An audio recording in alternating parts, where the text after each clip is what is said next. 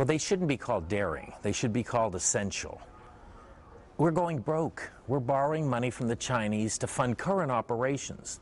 If we don't deal with some of these problems, people won't receive benefits. It's a math question. And so while some of it may seem harsh, people have to back up and look at the alternative. They're suggesting you'll be 68 when you retire in 2050. It's 40 years from now. People will have 40 years to plan. They can retire at 55. They won't collect a benefit till they're 68. But if we don't put these in place, somebody who's 50 today may not get a benefit when they're 68 because we'll be broke. You can't give a person a credit card to pay off the debts on their other credit card and think the math will work. I applaud the Obama administration, the members of the task force. This is much like Governor Christie in New Jersey, telling the voters the truth. It would be tough to defend this if I was still in office, so I'm a brave talker now that I'm no longer in Congress. But if the members don't deal in reality, then they're going to have a rough road ahead. I would add to that proposal that if you're going to start creating efficiencies for the taxpayers through Social Security, you stop spending money on foreign aid, you stop spending money on bases overseas. Look across the spectrum of spending. It's not just about taking grandma's cola. It's about creating efficiencies in the waste of government, stopping defense spending. This starts the discussion and debate. But one of the colleagues I served with is already saying, sounds provocative. Some of the things I like, some I don't. I'll have to study it further. That's what happens in Washington. It becomes a study. Everybody runs for cover. Oh, we can't talk about this, so this will be our defeat.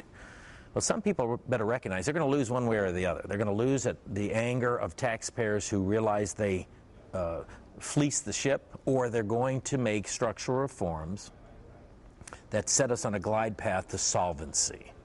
I mean, I know this isn't fun, but America has to wake up to the reality. We're borrowing money from people that sometimes are our enemies.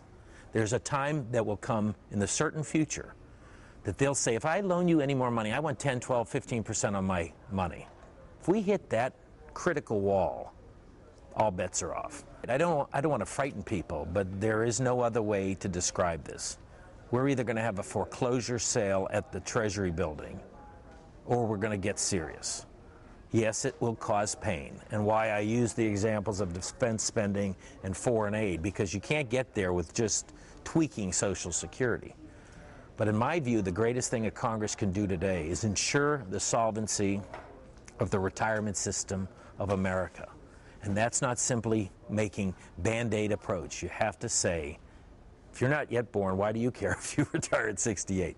Let's be honest. Let's push the politics aside and have a mature conversation. Every American today is having this conversation at their table. Honey, we got to cut spending. We can't go on a vacation. We've got to find a way to save on insurance.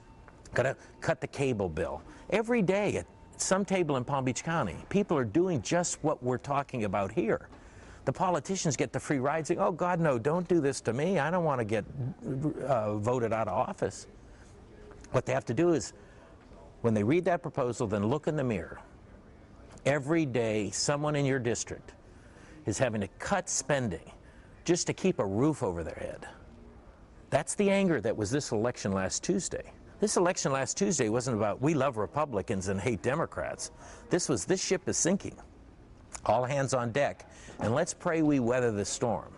And this proposal's really a shot across the bow of saying, today is the day we get serious, and if we take this opportunity, I believe members who embrace some of those proposals, not all will work, they'll be looked at, like Governor Christie, as a leader, not a lemming or a follower.